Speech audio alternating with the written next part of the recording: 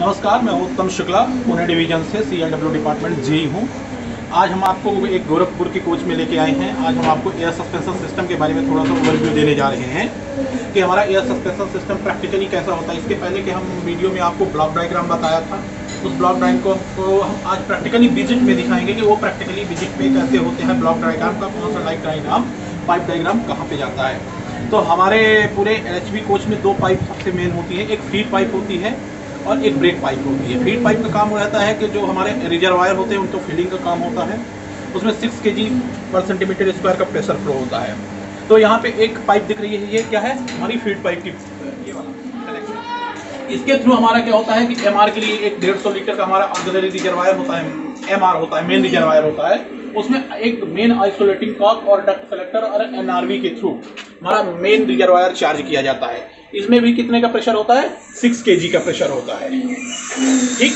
और इस 6 kg का प्रेशर इसमें चार्ज होता है। इसकी कैपेसिटी 150 लीटर की होती है और इसके थ्रू ये आगे बढ़ निकलता है और ये दो कनेक्शन में चला जाता है। एक बोगी नंबर फर्स्ट में चला जाता है और एक बोगी नंबर सेकंड में चला जाता है। हम एक किसी इंडिविजुअल बोगी को लेकर हम आपको एयर सस्पेंशन उसके में आगे एक्सप्लेन करेंगे। हम एक बोगी नंबर 1 को लेते हैं। तो सबसे पहले आएगा कि ये दो डायरेक्शन में गया तो दोनों साइड में एक मेन आइसोलेटिंग कॉक होगा कि अगर एक किसी को बोगी को आइसोलेट करना हो तो यहाँ से आइसोलेट करेंगे और दूसरे का आइसोलेटिंग कॉक उस साइड में सेम आगे जाके आपको मिल जाएगा। तो इसी को लेके हम आगे बढ़ते हैं। तो उधर से क्या आया, मेरा ये मेन पाइप का कनेक्शन आया। अब ये दो डायरेक्शन में, एक लेफ्ट साइड के एयर वैलो के लिए चला गया और एक राइट साइड के एयर वैलो के लिए कनेक्शन चला गया। अब लेफ्ट साइड के जो एयर वैलो है या इसमें आगे जाके हम मिलेगा हमको एक लेवलिंग वाल्व मिलेगी, लेवलिंग डिवाइस है जो कि प्रेशर को क्या करती है, एयर स्प्रिंग में आगे बढ़ाती है। और लेवलिंग वाल्व के नाम से ही मतलब है कि एक लेवल को मेंटेन करने के लिए उस डिवाइस का यूज किया गया है। वो एक मैकेनिकल एलिमेंट है, उसको हम आगे दिखाते हैं। अब उधर से जो कनेक्शन आया था ये लेवलिंग वाल्व के थ्रू आया। ये लेवलिंग वाल्व में ये हॉरिजॉन्टल इंस्टॉलेशन लीवर होता है, ये वर्टिकल इंस्टॉलेशन लीवर होता है। इन दोनों को बहुत ही ज़्यादा रोल है गाड़ी कब जब लेवल में मेंटेन करना हो, एक हाइट को निश्चित मेंटेन करने के लिए। होता क्या है कि इस वर्टिकल इंस्टॉलेशन लीवर का एक पार्ट जो होता है ये बोगी फ्रेम से जुड़ा होता है।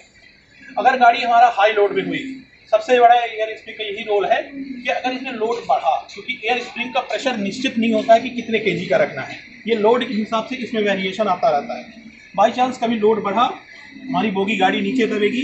जैसे ये गाड़ी नीचे दबती है ये इंस्टॉलेशन लेवल ऊपर की ओर हो जाता है और ये जो अभी हॉरिजॉन्टल पोजीशन है ये कुछ इस कंडीशन में आ जाता है। जैसे ये इस कंडीशन में आए, इस एंगल के पर डिपेंड करता है कि ये लेवलिंग वाल्व कितना ओपन होगा और जितना ये ओपन होगा उसी के रिस्पेक्ट में इसमें प्रेशर जाएगा। कुल मिला के इसे हम प्रेशर लिमिटिंग वाल्व भी बोल सकते हैं क्योंकि प्रेशर को एक लिमिट के थ्रू ही भेज रहा है, ठीक। सिमिलरली कंडीशन क्या होती है, अगर हमारी गाड़ी खाली हुई, रैन हुई, लोड कम हुआ तो गाड़ी ऊपर उठेगी और ये वाला पार्ट तो फिक्स है तो ये ऊपर जाएगी और ये एंगल के थ्रू यहाँ से रिमेनिंग प्रेशर को ये यहाँ से निकाल देता है। लेवलिंग बार अपने थ्रू से प्रेशर को क्या कर देता है, बाहर कर देता है, जिससे गाड़ी हमारी क्या हो जाती है, एक बैलेंस में हो जाती है। सेम रोल इसका कर्व में भी होता है। अगर गाड़ी कभी कर्व में घूम गई, तो इसके पहले डेमो में जो चल रही थी, सबर्बन एरिया में चल रही थी, तो उसमें क्या होता था कि जो GS कोच होते थे उसमें एक साइड सवारी प्लेटफॉर्म के साइड में ज़्यादा झूल जाती थी। तो प्लेटफॉर्म के साइड में ज़्यादा सवारी झूल गई तो एक साइड क्या होगा, कोच नीचे दब गया और दूसरे साइड उठ गया। तो एयर जो इसके पहले कॉइल स्प्रिंग पे यूज होती थी उसमें वो प्रॉब्लम को सॉल्व करने में बड़ी प्रॉब्लम होती थी क्योंकि गाड़ी हमारी टिल्ट हो जाती थी। तो एयर स्प्रिंग में वो फायदा हो गया, जिधर की ओर गाड़ी दबेगी उसका लेवलिंग वाल्व उधर की ओर से प्रेशर को क्या कर देगा, स्प्रिंग के अंदर इन कर देगा और हाइट को क्या कर देगा, वापस से रिगेन कर देगा। और ये हाइट को रिगेन करने के लिए इसमें दो चीज़ काम आती है। एक तो लेवलिंग वाल्व है ही, बाई चांस लेवलिंग वाल्व में कोई प्रॉब्लम आ गई तो आगे हम आपको दिखाते हैं। दोनों स्प्रिंग को जोड़ने के लिए एक डुप्लेक्स चक वाल्व के थ्रू जोड़ा गया है।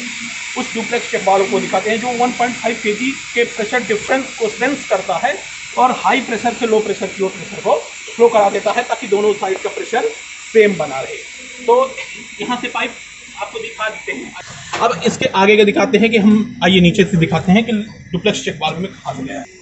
एक पाइप को देखिए, इस पाइप का उस कॉर्नर को देखिए, इस वाले पाइप के जस्ट पीछे जो लगा हुआ है ये वाला तो क्या था, हमारा दोनों के में सप्लाई यहाँ से T जॉइंट के थ्रू चला गया और उस लेवलिंग वाल्व के थ्रू देखिए ये पाइप से होते हुए ये आते हुए ये वाली जो डिवाइस है ये कहलाती है डुप्लेक्स चेक वाल्व डिवाइस।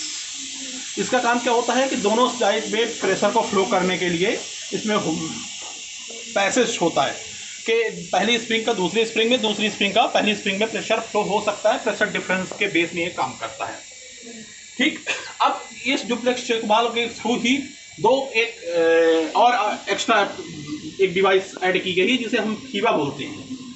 अभी ये जनरली हर एक एयर स्प्रिंग में अभी इंट्रोड्यूस नहीं हुई है, पर मैक्सिमम एयर स्प्रिंग जहाँ जहाँ लगी है हम वहाँ फीवा को इंट्रोड्यूस या लगा रहे हैं। अभी ये नई टेक्नोलॉजी है।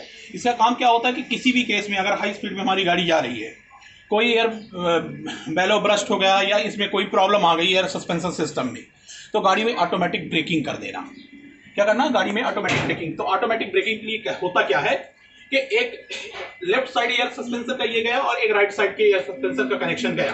देखो दोनों जो डुप्लेक्स चेक वाल्व वाली लाइन से है, ये फ्लेक्सिबल पाइप के थ्रू गया और एक ये फ्लेक्सिबल पाइप के थ्रू गया, और ये दोनों कहाँ जाते हैं, फीवा के पैनल में जाते हैं सीधे। तो हम सीधे आपको फीवा के पैनल में चलते हैं। दो पाइप यहाँ से दिख रही है, पहली और दूसरी। आगे हम दो पाइप को ही इंट्रोड्यूस करेंगे। आइए, ये वाला एक हो गया, मैं बोला था दो लाइन। तो पहला आइसोलेटिंग कॉक ये, और ये दूसरी आइसोलेटिंग कॉक। और इन आइसोलेटिंग कॉक की क्या क्वालिटी, इसमें वेंट होल आइसोलेटिंग होता है कि आप इनको जैसे ही आइसोलेट करेंगे तो ये अपने अंदर का प्रेशर निकालने लगेगी। अभी थोड़ा टाइट है, मैं ऊपर जाके इसको अच्छे से रिलीज करता हूँ, फिर आपको दिखाता हूँ। ये दोनों क्या होता है, फीवा पैनल में फ्लेक्सिबल पाइप के थ्रू ये भी जुड़ गए। ये हमारा फेरोल कहलाते हैं, ये फ्लेक्सिबल पाइप होता है, ठीक है ना। और इसमें फीवा डिवाइस में तीसरा जो ब्रेक अप्लाई करने का मेन रीजन क्या होता है, बीपी को ड्रॉप करना। तो बीपी को ड्रॉप करने के लिए तीसरा लाइन गया है, इसके थ्रू बीपी लाइन का कनेक्शन कहाँ पे गया है, फीवा में गया है। तो फीवा के पैनल में तीन पैनल लाइन का कनेक्शन जाता है, दो एयर वैलो को और एक बीपी के लाइन का, ब्रेक प्रेशर का लाइन का। उसी के बगल में एक फीवा इंडिकेटर लगा हुआ है जो दोनों डायरेक्शन में लगा हुआ है। रोलिंग इन रोलिंग आउट में कंपनी अपनी इंडियन रेलवे में सप्लाई करती है। एक फैमिली होता है, एक नार होता है, एक स्कॉट होता है। हम अभी आपको नार का दिखा रहे हैं। इसमें होता क्या है कि कुछ नहीं, नार में एक ब्लैक कलर का बटन होती है, इसको आप इधर करके फिर वापस की पोजीशन में कर दीजिएगा तो ये रिसेट होगा। पर ये कैसे कम करता है ये पहले बताते हैं। देखिए यहाँ पे दो आइसोलेटिंग कॉक दिख गए, ठीक। अगर किसी भी केस में अगर इसमें प्रेशर डिफरेंस आया, मान लीजिए हमें ये बेंट होल है, यहाँ से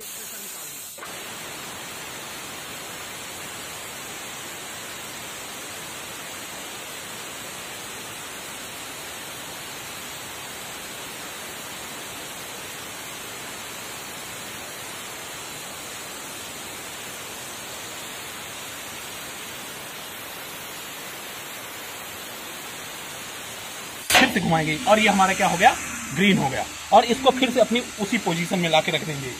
ये हमारा फीवा एक्टिव है। अभी भी देखिए हल्का पार्शियली लाल हो रहा, मतलब फिर से अभी एक बार ऐसे और करिए, एक दो बार करेंगे, ये क्या हो जाएगा, हमारा पूरा कंप्लीटली ग्रीन हो जाएगा। यहाँ से हमारा क्या हो गया, फीवा को रिसेट कैसे करते हैं ये देखा जाता है।